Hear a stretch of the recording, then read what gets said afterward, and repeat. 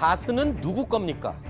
이명박 전 대통령의 오늘 검찰 소환은 무려 10년 만에 다시 불거진 이 질문에서 시작이 됐습니다. 운명의 날을 맞은 이명박 전 대통령은 검찰 포토라인에서 다스에 대해서 답하지는 않았습니다.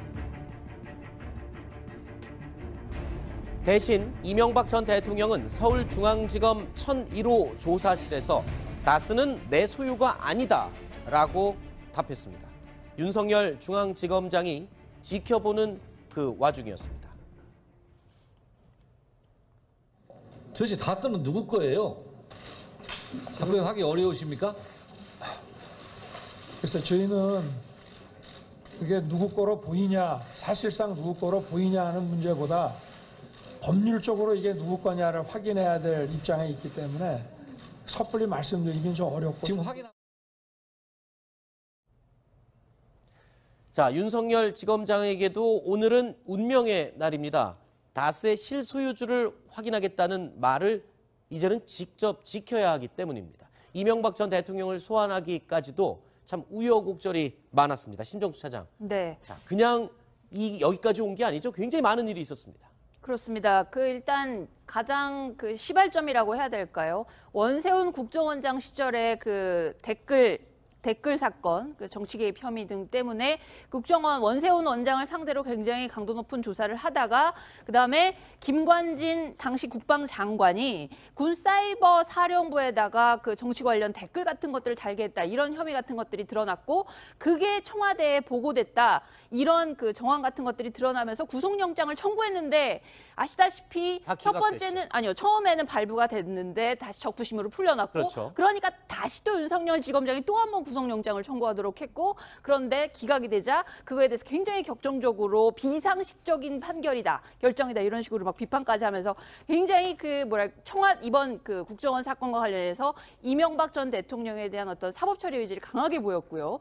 그 다음에 이런 식으로 이 사건과 별개로 다스의 실소유주 문제를 수사하던 그런 과정에서는 결정적으로 이 전 대통령의 측근들을 수사진이 굉장히 강력하게 압박을 했습니다. 그래서 아시다시피 김백준 전 총무비서관이라든지 김희중 구속실장 같은 분들이 결정적인 증언 같은 것들을 하고 또 영포빌딩, 이명박 전 대통령 소유로 돼 있던 영포빌딩에서 다스의 지분 정리 문제 같은 것들을 청와대에서 논의한 그런 정황 같은 것들이 담긴 문건이 나오면서 일들이 어쨌든 이명박 전 대통령의 소환으로 이렇게 향하는, 그리고 그것에 대해서 이제 윤석열 지검장이 총지휘를 하는 그런 상황이 전개됐던 겁니다. 네, 지금 이 수사를 윤석열 지검장이 총지휘를 하고 있는데, 자, 이 시간에도 지금 조사가 진행되고 있는 바로 이 1001호실.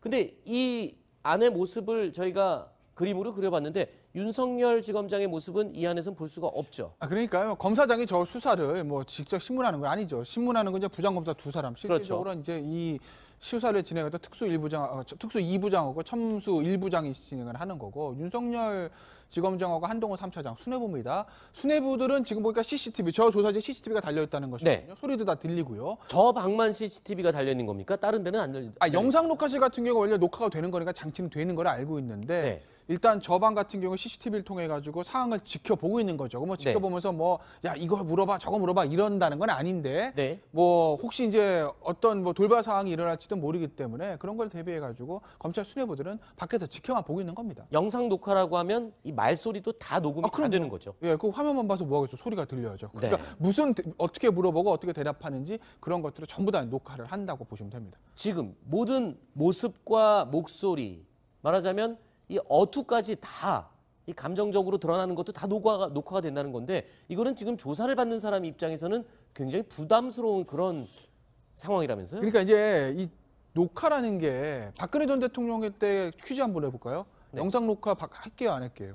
그때 안 했지 않습니까? 안 했습니다. 네. 그러니까 박 전 대통령이 안 하겠다고 한 거죠. 그렇죠. 그러니까 당시에 박 전 대통령이 왜 안 한 이유 여러 가지 해석들이 분분했지만 박 전 대통령 입장에서 조서로 남아있는 건 모르겠으나 본인이 직접 조사를 받고 거기서 어떤 대답하는 이런 모습들을 기록으로 남기고 싶지 않았을 거다라는 관측이 지배적이었습니다. 네. 왜냐하면 이게 질문했을 때 대답을 좀 머뭇거릴 수도 있는 것이거든요. 그렇죠. 근데 조서에 그것까지 머뭇거렸음 몇 초간 이렇게 쓰진 않는다는 그렇죠. 거죠. 내용만 적혀 있죠. 그렇죠. 근데 이제 영상 녹화에는 세세하게 남습니다. 그런 것들을 박 전 대통령 부담스러워했을 거라는 관측이 있었어요.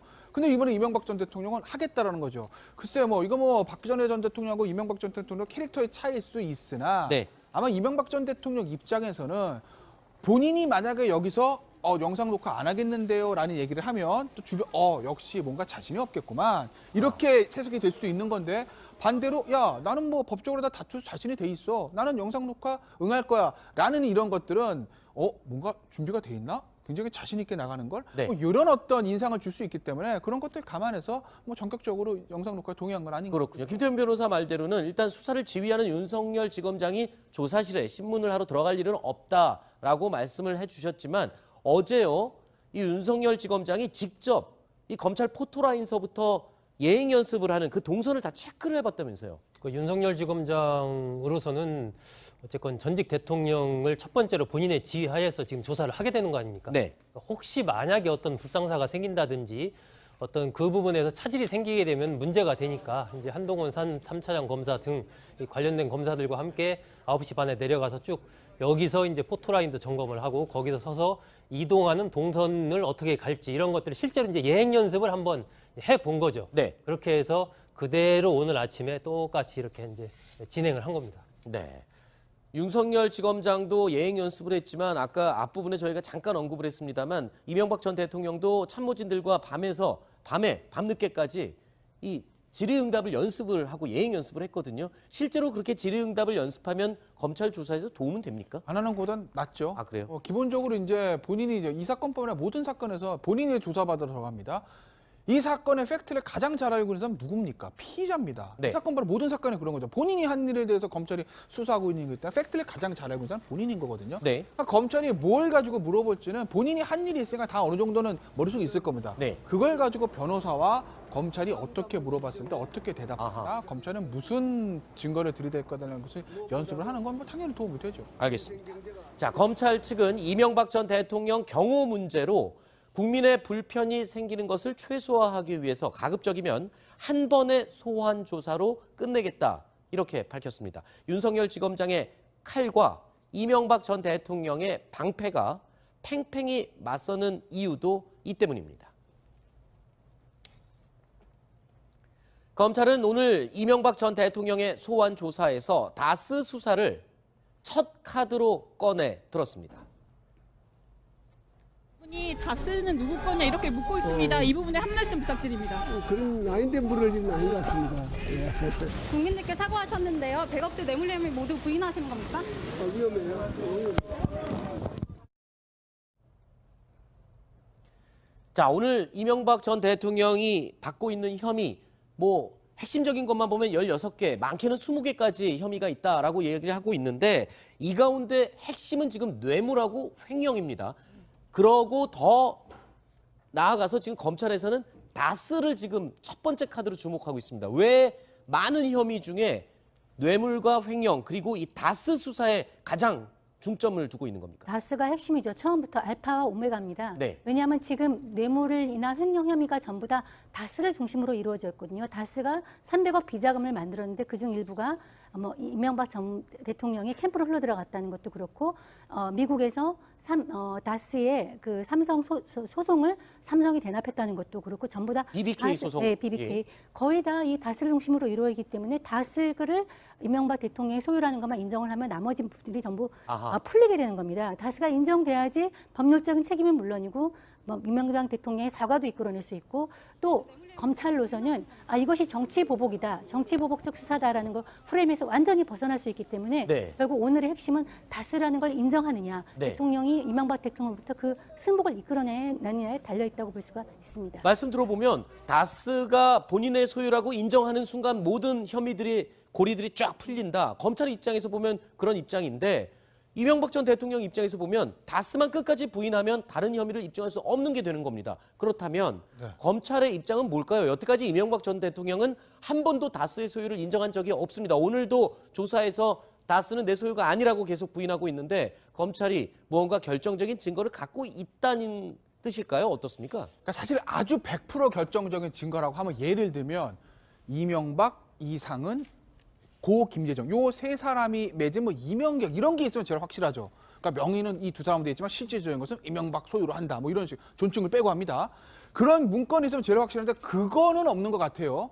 그런데 이제 주변 사람들의 진술, 그러니까 이명박 전 대통령과 그리고 실질적으로 그 지분의 형식상 명의인인 고 김전현 씨 와이프인 권영미 씨하고 형인 이상은 씨를 제외하고 주변의 모든 사람들은 이건 다 이명박 전 대통령 건데라고 진술을 하고 있습니다. 네. 더군다나 그 청와대 영포 빌딩에서 발견됐다는 그런 어떤 문건들에 보면 청와대 내에서 이 다스의 어떤 그 고 김재정 씨가 돌아가신 다음에 그것을 상속하는 그 상속세 문제를 처리하기 위해서 회의하는 어떤 문건들이 발견됐다고 그러지 않았습니까? 네. 각종 이제 정황 증거들이나 어떤 간접 증거들이 이명박 전 대통령이 다스의 소유주임을 강하게 추정할 수 있는 어떤 자료들이 좀 있어서 네. 그런 것들 가지고 검찰은 이명박 전 대통령을 뚫으려고 할 것이고 이명박 전 대통령은 아까 제가 말한 거, 야, 내가 여기 소유주임을 인정할 수 있는 완벽한 돈의 흐름이라든지 계약서 없잖아. 네. 그 주변 사람들 진술이나 그런 주변 문건들 가지고 어떻게 나를 다스 주인이라고 보는 이런 방패로 막으려고 하는 거죠. 네. 검찰은 일단 다스의 소유주가 이명박 전 대통령임을 우선적으로 밝히려고 하고 있습니다. 그리고 이명박 전 대통령은 필사적으로 그렇지 않다라고 방어를 하고 있죠. 그야말로 창과 방패의 대결이라고 표현이 되는 그런 검찰 조사가 진행되고 있습니다. 자, 윤석열 지검장이 이 창으로서 등장시킨 칼잡이들입니다. 자, 신봉수 검사, 송경호 검사, 한동훈 검사, 그리고 이명박 전 대통령 측에서는 철저하게 다스 소유주에 대한 방어를 하고 있습니다. 창과 방패의 대결이라고 할 수 있는데요. 이 면면을 보면 정말 특수통 검사라고 불리는 아주 유명한 검사들로 포진이 돼 있습니다. 강력한 창이 될 수 있을지 검사들의 이력을 한번 살펴볼까요? 김태호 변호사님, 네. 어떻습니까? 지금 이 특수통 검사들로 구성된 이 검찰. 그렇죠. 뭐 신봉수 전 부장도 그렇고 송경호 부장도 그렇고 대표적인 특수통이고 신봉수 부장 첨수 일부에서는 이제 다스에 관련된 것을 묻는 거고 특수 2부에서는 뇌물 그러니까 국정의 특활비하고 민간에서 이제 불법 자금을 받은 그 혐의를 조사를 합니다. 재미있는 건 한동훈 3차장인데 한동훈 3차장이 이제 3차장이기 때문에 특수부하고 첨단범죄수사부를 관할하면서 수사심을 총지휘하는 거죠. 중앙지검의 1인자가 윤석열 지검장이라면 이 수사를 해서 2인자가 한동훈 3차장이죠. 근데 제가 왜 재밌다고 말씀드렸냐면 한동훈 3차장이 청와대 근무한 적이 있어요. 그렇죠. 어느 때 근무했게요? 이명박 정부 때요. 아하. 이명박 정부 때 권재진 민정수석이 있었고 그 밑에 이제 장다사로 이번에 조사받았던 사람을 민정비서관에다 그 밑에서 이제 선임행정을 한 거죠. 검찰 출신들이 청와대 이제 나갈 때요. 네. 그런데 이제 그때 이제 이명박 전 대통령은 사실은 한동훈 3차장이 본인의 청와대에서 그쯤에서 부하 직원 아니겠습니까? 네. 근데 오늘 이제 위치가 바뀐 거예요. 물론 지금 뭐 부하 상사 입증이 바뀐 건 아닌데 그렇죠. 어쨌든 한동훈 3차장이 진두지휘하는 이 수사팀한테 수사를 받게 된 거죠. 이명박 전 대통령. 네. 특수통 검사들로 구성된 검찰의 창 굉장히 강력해 보입니다. 그렇다면 이명박 전 대통령의 변호인단은 이 방패 역할을 해야 될 텐데요. 어떤 인물들로 구성되어 있는지 보겠습니다. 자, 심정숙 차장 어떻습니까? 이 정도면 아까 특수통 검사들의 창을 막을 만한 방패 역할을 충분히 할 수 있습니까? 사람들이 일반적으로 볼 때는 일각에서는 방패치고는 조금 약한 것 같다라는 평가를 하기도 합니다만. 일단 그 약간 중량급 인사로는 강훈 변호사를 들 수는 있을 것 같습니다. 네. 강훈 변호사 같은 경우에는 그 2008년도에 그 BBK 특검할 때 그리고 그 이전에 2007년도에 처음으로 BBK 수사가 있었을 때부터 그 이명박 전 대통령을 변호했던 그런 이제 그 나름 그 굉장히 인연이 깊은 그런 변호사라고 할 수 있는데 나머지 세 분의 변호사들 같은 경우에 그다지 그렇게 그 알려진 변호사들은 아닌데요. 사실은 히스토리가 있습니다. 그 강훈뿐만 아니라 정동기 변호사, 기억하실 겁니다. 이명박 전 대통령 당시에 민정수석을 지냈고 대검 차장 출신인 정동기 변호사가 저기 투톱으로 붙일 예정이었는데 네. 정 변호사 같은 경우에는 2007년도 노무현 대통령 그 마지막 임기 때 BBK 수사를 지휘하던 대검의 차장이었습니다. 아하. 그때 대검 중수부장이었던 최재경 부장이 수사를 하고 그 위에 바로 직보를 받던 사람이 바로 정동기 대검 차장이었습니다. 네. 그렇기 때문에 검찰이 BBK 관련해서 어디까지 수사를 해서 어디까지 갖고 있는지 그 패를 어느 정도는 알고 있는 사람이라고 할 수 있습니다. 네. 그런 사람이 반대로 변호사로 그 이명박 전 대통령을 방어한다 이러니까 변협에서 제동을 걸었습니다. 이건 네. 이해 충돌이고 맞지 않는다. 그래서 결국은 그 변호사로서 이름을 올리지는 못했습니다. 네. 자, 이명박 전 대통령 측의 변호인단, 일각에서는 생각했던 것보다 중량급의 변호인들로 구성되지는 못했다라고 지적을 하고 있는데요. 자, 이 변호인단 선임에 사실상 좀 어려움이 있었다라는 점을 이명박 전 대통령 측에서도 시인을 했습니다. 바로 재정적인 문제가 좀 있었다는 겁니다. 변호인단 선임에 상당히 어려움이 겪고 있다고 알려져 있는데 그 부분 한 말씀만 해주시죠. 아시다시피 이 대통령께서는 전 재산을 사회 환원하셨습니다. 서울시장 4년 동안 월급도 한 푼도 안 받으셨고요. 지금 사실은 변호인단은 매우 큰 돈이 들어가는데 그 외에 약간의 어려움이 있습니다. 그게 재정적인 문제. 네, 그렇습니다. 지난 2008년도였죠. 그 BBK 관련 수사로 정호영 특별검사팀이 조사한 이후에 지금 딱 10년이 지났습니다. 그렇죠. 그때 당시는 BBK 의혹에 대해서 뭐 이렇다 할 밝혀진 게 전혀 없었어요. 그랬는데 지금 10년이 지난 지금 이명박 전 대통령 입장에서는 굉장히 뭐라 그럴까요? 권불 10년 이렇게 표현하면 어떻게 볼까요? 글쎄요. 검찰의 수사력이 그때는 없던 수사력이 지금이 생긴 건지 네. 살아있는 권력과 지나간 죽은 권력의 어떤 차이 때문인지 모르겠습니다만 네. 어쨌든 그때는 막혔던 수사가 지금은 술술 풀리는 거 아니겠습니까? 네. 뭐 이명박 전 대통령으로서는 뭐 권불 10년이라는 생각도 느끼기는 하지만 어쨌든 뭐 진실은 드러나기 마련이고 결국 이 수사의 끝이나 재판의 끝이 어떻게 될지는 좀 뭐 지켜보는 재미가 있을 것 같습니다. 글쎄요. 그때처럼 권력이 있고 현재의 권력이었다면 이 변호인단을 구성하는 것 그리고 검찰 수사에 맞서는 것 이런 것들이 조금 더 지금보다는 나았다고 생각을 하십니까, 정성희 의원님? 그렇죠. 지난번에 이제 대선 후보 시절에 BBK 특검이 있을 때 생각해보면 정말 호화 변호인단이었습니다. 우리 이름도 익숙한 뭐 은진수, 그다음에 고승도 변호사 이런 막강한 그 호화 변호인단이 이제 막았고요. 그래서 이제 BBK 같은 경우는 그때 이명박 대통령과 무관하다고 결론이 났고 대통령이 취임을 했습니다. 그 후 이제 10년의 세월이 흘렀고요.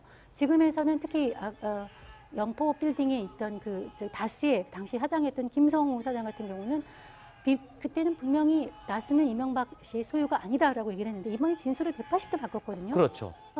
소유다가 맞다라고 얘기를 해서 이번에 검찰 소환에 결정적인 진술을 했는데 이런 것이 바로 권력의 힘 아니겠습니까? 네. 권력의 힘이기도 하지만 또 검찰로서도 왜 검찰이 권력의 신이라는 얘기가 나올 수밖에 없는지 뭐 검찰이 지금 잘한다고 볼 수도 있지만 그런 대목도 좀 검찰이 반성할 부분도 있는 것 같습니다. 네. 그 당시에는 기본적인 신분 자체가 당선인 신분이었잖아요. 그렇죠. 이명박 전 대통령이. 사실은 뭐 어떤 사람은 대통령보다도 더 힘이 센 게 당선인이라고 얘기를 합니다. 그런 네. 정도로 권력의 정점에 있을 때였고 그리고 그때는 BBK 특검이었거든요. 그 사건 자체에 국한된. 그래서 노무현 전 대통령이 이 정호영 특별검사한테 임명장을 준 게 2008년 1월 7일입니다. 1월 7일 해서 2월 21일 날 특검에서 이 전 대통령 그 당선인에 대해서 이제 무혐의 처분을 내리거든요. 불과 수사한 기간이 뭐 한 달 한 보름 정도이고 그 당시에 이명박 당선인에 대한 조사도 뭐 저렇게 소환 조사를 된 게 아니고 저 롯데호텔에서 이른바 방문 조사를 했지 않습니까? 네. 그러한 부분에서 역시 살아있는 권력이었기 때문에 지금이랑은 뭐 차이가 많이 있다라고 봐야죠. 네, 지금 검찰에서 6시에 아마 오늘 예정됐던 브리핑이 있었던 것 같습니다. 지금 속보가 들어오고 있는데요. 다스의 소유주가 누구냐에 관한 수사는 오후 5시에 마무리를 했습니다. 그리고 오후 5시 20분부터는 뇌물 혐의에 대한 조사가 시작이 됐다라고 하는데 중간에 2번의 휴식이 있었다고는 합니다. 그리고 잠시 후 6시 50분에 저녁 식사가 예정이 돼 있고 메뉴는 곰탕이라고 합니다. 그런데 여기서 중요한 건요. 5시쯤 다스 소유에 관련된 수사를 마무리했다. 이게 지금 확인이 됐다라고 봐야 되는 겁니까? 아니면 어느 정도 입장 차이만 확인한 걸로 봐야 될까요? 아니 뭐 일단 본인의 입장 들었다는 얘기인 거죠. 네. 검찰은 물을 거 물고 이명박 전 대통령도 대답할 거 대답했다는 거지. 네. 뭐 이명박 저기 나오죠. 지금 보면 물증하고 진술을 이명박 전 대통령 제시를 하면 이명박 전 대통령은 계속 일관되게 부인되는 입장. 네. 그래서 입장을 확인하는 거지. 뭐 여기서 뭐 계속 추궁해가지고 이명박 전 대통령 맞습니다, 내 겁니다. 이걸 확인했다는 건 아닌 것이고. 그렇군요. 꼭 각자들의 입장들을 이제 얘기를 하는 건데 그런데 어쨌든 생각보다는 좀 빨리 끝났네요. 네. 중요한 게 이제 뇌물 혐의가 남았다는 건데 저 뇌물 혐의가 뭘 말하는 거예요? 예를 들면 아까 이제 얘기했던 삼성 소송비 대납 이게 제일 큰 부분이거든요. 네. 그거는 다스 관련이기도 하지만 이제 BBK, 뇌물과도 연결이 돼 있는 거예요. 그러니까 삼성 소송비 대납까지 다스 관련 수사라고 해서 지금 5시 20분까지 다 끝났다고 하면 네. 그러면 이제 거의 제일 중요한 건 다 끝난 건데 그게 아니라 다스의 실소유주 문제하고 뭐 BBK 이런 문제만 조사를 하고